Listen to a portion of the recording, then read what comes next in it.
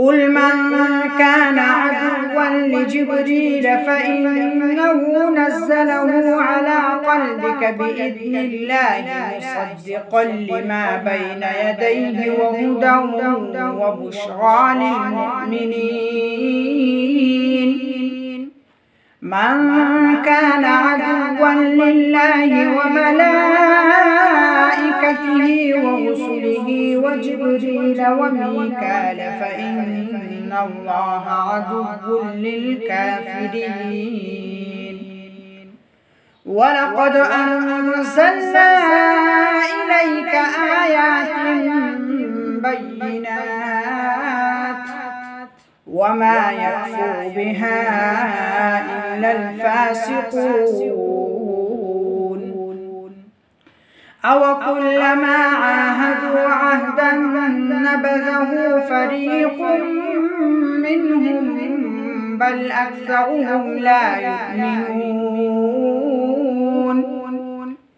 ولما جاءهم رسول من عند الله مصدق لما معهم نبذ فريق من الذين أوتوا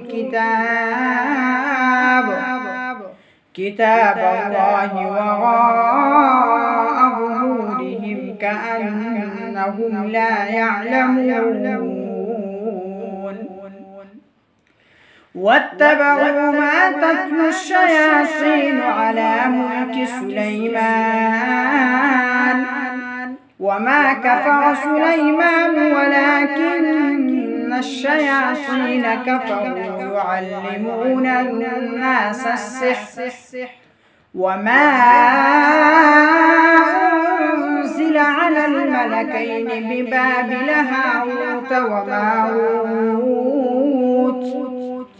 وما يعلمان من أحد حتى يقولا إنما نحن فتنة فلا تكفر فيتعلمون منهما ما يفرقون به بين المرء وزوجه وما هم بضارين به من أحد إلا بإذن الله